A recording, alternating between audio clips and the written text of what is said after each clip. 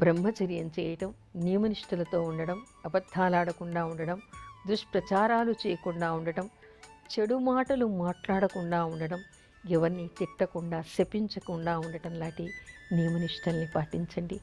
అలా చేస్తే మీకు కూడా కొంత సత్వగుణం అలవాటవ్వటమే కాకుండా ఆ అమ్మవారు మీలో ప్రవేశించి మీకు మేలు చేసే అవకాశం ఉంటుంది. ఇవన్నీ ఎందుకు చేస్తున్నారు? అమ్మవారి పూజ చేస్తున్నారు. మీ చుట్టూ అన్నిటా మీరు అమ్మవారిని దర్శిస్తున్నారు. మీలో కూడా అమ్మవారు ఉందని మీరు భావిస్తున్నారు. అందుకని ఈ పర్వటి రోజులు అత్యంత విశేషమైనవిగా భావించి నియమనిష్టల్ని పాటిస్తూ ఉన్నారు. అలాంటప్పుడు ఆ అమ్మవారు మిమ్మల్ని అనుగ్రహించి మీలో ఆవాహన అవుతుంది, మీలో ప్రవేశిస్తుంది. అది ఎంత అద్భుతమైనటువంటి విషయం.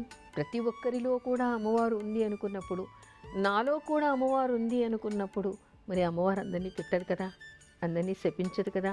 ఆవిడకి అందరూ బిడ్డలే, అందరి యందు ఆవిడకి మమకారమే, అందరి యందు ఆవిడకి అనుగ్రహమే.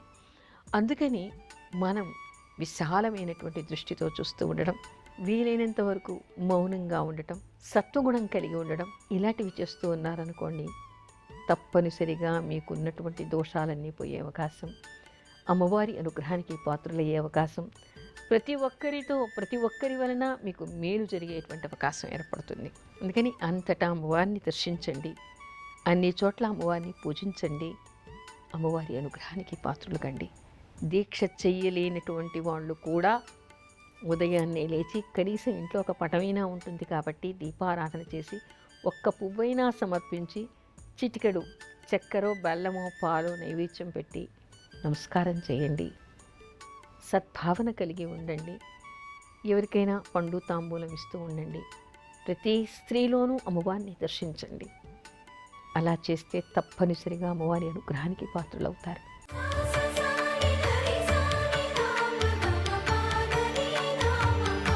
శ్రీమాత్రే నమః.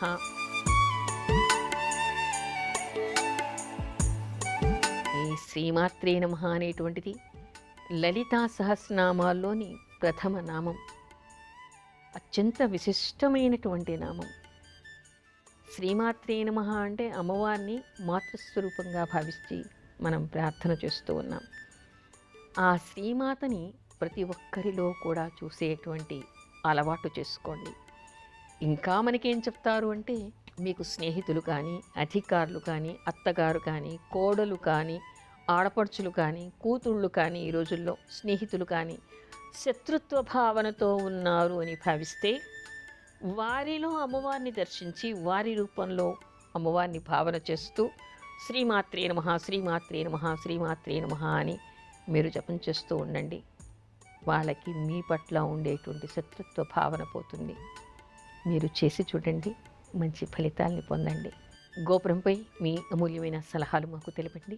మా చిరునామా గోపురం, care of Zee Telugu, post box number 102, Khairatabad, Hyderabad 5,04,000. మా ఈమెయిల్ ఐడి gopuram.ztelugu@gmail.com.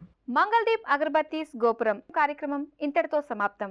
నమస్కారం. చండీ పారాయణ ఎవరు ఎలా చెయ్యాలి? ఇక్కడ చండీ సప్తశతి అని, దీన్నే దుర్గా సప్తశతి అని కూడా అంటారు. సప్తశతి అంటే ఇందులో 700 శ్లోకాలు ఉంటాయి. ముందుగానే దీనికి ఈ పారాయణం విధి విధానంగా చెయ్యాలి అంటే చండీ నవార్ణ మంత్రోపదేశం ఉండాలి, గురుముఖంగా తీసుకోవాలి. పుస్తకాలు చూసి మాత్రం ఇలాంటి మహామంత్రాన్ని ఎవరూ చేయకూడదు. అందుకని గురుముఖంగా ఉపదేశం పొందినటువంటి వాళ్ళు చండీ నవార్ణ మంత్రాన్ని జపించాలి. దీనికి ముందుగానే అర్గళం, కీలకం, కవచం ఇలాంటివన్నీ కూడా ముందు పారాయణలు ఉంటాయి, స్తోత్రాలు ఉంటాయన్నమాట. అలాంటి పారాయణలన్నీ చేసిన తర్వాత, అంగన్యాస కరన్యాసాలు చేసిన తర్వాత, చండీ నవార్ణ మంత్ర జపం చేసిన తర్వాత, ఉత్కీలన మంత్రం చేసిన తర్వాత, ఇక్కడ మనకి బీజాక్షరలతో సంపుటీకరణం చేసి ముందుగా ప్రథమ చరిత్ర, ఆ తర్వాత మధ్యమ చరిత్ర, ఆ తర్వాత ఉత్తమ చరిత్ర, ఆ తదుపరి మళ్ళీ మనకి షడంగాలు ఉంటాయి. ఆ షడంగాల్ని కూడా మనం తప్పనిసరిగా పారాయణ చెయ్యాలి. ఈ రోజుల్లో నేను కొంతమంది చెయ్యటం చూశాను. అసలు షడంగాలు పారాయణ చేయకుండానే చండీ పారాయణం చేసేస్తూ ఉన్నారు. తొందరగా గంటన్నరలో చేస్తామండి, గంటలో చేస్తామండి అంటూ ఉంటారు. కానీ అది విధి విధానం కాదు. తప్పనిసరిగా షడంగాలు పారాయణం చెయ్యాలి. మూర్తి రహస్యం, ఖిలా రహస్యం, ఆ తర్వాత మనకి కాళీ సూక్తం, లక్ష్మీ సూక్తం, సరస్వతీ సూక్తం, ప్రధానిక రహస్యం అనేటువంటివి 6 షడంగాలుగా చెప్తారు. ఈ షడంగాల్ని చెయ్యాలి. అంగాలు లేకుండా ఎప్పుడు కూడా ఈ పారాయణం చేయకూడదు అని, అది చేస్తే నరకో ప్రాప్తి తత్పరహ అని, అరణ్యోరోదనం వినా అని, అంటే అరణ్యరోదనం చేసినట్టుగా ఆ పారాయణం చేసినా కూడా మీకు ఎలాంటి ఫలితం ఉండదని, అలా చేయకూడదు అని చెప్పేసి ఈ షడంగాల్లో మనకి కనిపిస్తుంది. అందుకని విధి విధానంగా చెయ్యాలి అనుకునేటువంటి వాళ్ళు మంత్రసిద్ధి పొందినటువంటి గురువు గారి దగ్గర నవార్ణ మంత్రోపదేశాన్ని పొంది ఆ విధి విధానం ఎవరైనా చేయడం చూసి ఆ తర్వాత మీరు ఆ విధి విధానాన్ని పాటించి ఆ విధంగా మాత్రమే పారాయణ చెయ్యాలి. పారాయణ చేస్తూ ఉన్నప్పుడు మధ్యలో మాట్లాడటం కానీ, లేవటం, పీఠం మించి లేవటం కానీ చేయకూడదు. అలా చేస్తే మళ్ళీ మొదలు పెట్టాలి. అందుకని పీఠం మీద కూర్చున్నప్పుడు మొదటి నుంచి చివరి వరకు మొత్తం కూడా ఏకధాటిగా ఒకేసారి పారాయణ చెయ్యాలి. ఇవాళ ఒక అధ్యాయం చేస్తాము, రేపు ఒక అధ్యాయం చేస్తాము అనడానికి వీల్లేదు. మొత్తం విధి విధానంగా చెయ్యాలి. అలా కాకుండా ఎవరైనా మాకు అంతా చండీ పారాయణ చేసేటువంటి సమయం ఉండదండి అని చెప్తూ ఉంటారు. అందుకని స్తోత్ర చతుష్టయం అని చెప్పేసి మనకి పుస్తకాలు దొరుకుతాయి. ఆ స్తోత్ర చతుష్టయంలో ఏమిటి అంటే ఇక్కడ కూడా నవార్ణ మంత్రోపదేశం ఉన్నటువంటి వాళ్ళు మంత్రజపం చేసి ఆ తర్వాత కవచం, అర్ఘళం, కీలకం పారాయణ చేసి ఆ తర్వాత నారాయణీ స్తుతి, అందులో అమ్మవారి గురించి ఉండేటువంటి అనేక స్తోత్రాలు, బ్రహ్మ ఇంద్రాదులు చేసినటువంటి కొన్ని స్తోత్రాలు అందులో ఉంటాయి. ఆ స్తోత్రాన్ని పారాయణ చేయవచ్చు. దానికి నవార్ణ మంత్రోపదేశం లేనటువంటి వాళ్ళు కూడా ఆ మంత్రజపం ముందు పుస్తకాల్లో రాస్తారు కాబట్టి అది చదవకుండా కేవలం పంచపూజ చేసి ఆ తర్వాత మాత్రమే ఈ స్తోత్రాలన్నీ కూడా నిత్యం పారాయణ చేసుకోవచ్చు. అంతా చేయటానికి ఒక 20 నిమిషాలు కూడా అది పట్టదు. అది చాలా ముఖ్యమైనటువంటి స్తోత్రాలవి కాబట్టి అలాంటి స్తోత్రాలన్నీ కూడా పారాయణ చేసుకోవచ్చు. దానికి ఏమీ ఉపదేశాలు అక్కరలేదు. అయితే పుస్తకాల్లో మాత్రం ముందు ఉపాసన ఉన్నవాళ్లే సాధారణంగా చేస్తారు కాబట్టి ఆ మంత్రం కూడా రాసి ఉంటుంది. ఆ మంత్రాన్ని మాత్రం చదవకుండా మిగతా పారాయణలన్నీ చేసుకోండి. ఏమిటి? కవచం, అర్ఘళం, కీలకం, ఆ తర్వాత మనకి మళ్ళీ లక్ష్మీ సూక్తం, కాళీ సూక్తం, సరస్వతీ సూక్తం, నారాయణీ స్తుతి, ఇలాంటివన్నీ కూడా ఉంటాయి. అయితే చండీ పారాయణ చేసేటువంటి వాళ్ళు ముందుగా చేతిలో చతుష్టయ పారాయణం చేసినా లేదా చండీ పారాయణం చేసినా చేతిలో పుస్తకాన్ని పట్టుకుని కుర్చీలో కూర్చొని ఆ పారాయణ చేయకూడదు.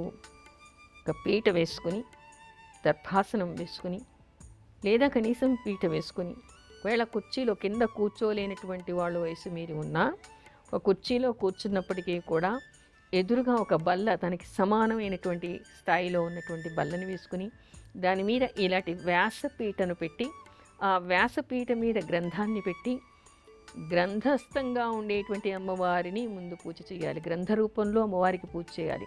అంటే గ్రంథానికి పైన గంధము, అక్షితలు, పువ్వులు పెట్టాలి, హారతి ఇవ్వాలి, పండు నివేదన చేయాలి. తర్వాత ఆ గ్రంథానికి నమస్కారం చేయాలి. దాన్ని చేతిలో పట్టుకుని చదవకూడదు. వ్యాసపీఠ మీద ఇలా ఈ విధంగా పెట్టి ఆ తర్వాత మాత్రమే దాన్ని పారాయణ చేయాలి. పారాయణ అయిన తర్వాత కూడా గ్రంథానికి హారతిచ్చి నమస్కారం చేసి దాన్ని భద్రంగా పక్కన పెట్టాలి. అయితే ఇక్కడ చండీ పారాయణ చేయడానికి ఉపాసన ఉన్నటువంటి వాళ్ళు ఈ విధంగా చేయటం, లేనటువంటి వాళ్ళు కూడా కేవలం చతుష్టయ పారాయణం చేసుకోవడం చేయొచ్చు. అయితే చాలామంది ఆధునికులకి ఒక సందేహం కలగవచ్చు. ఈ చండీ పారాయణ ఉపాసన లేనటువంటి వాళ్ళు చేయకూడదు అంటున్నారు. అసలు ఇది ఎందుకు చేస్తారు? చేయటం వల్ల ఎలాంటి ఫలితాలు ఉంటాయి? మరి చేయలేనటువంటి వాళ్ళు ఏం చేయాలి అనేటువంటి అనేక సందేహాలు కలగవచ్చు.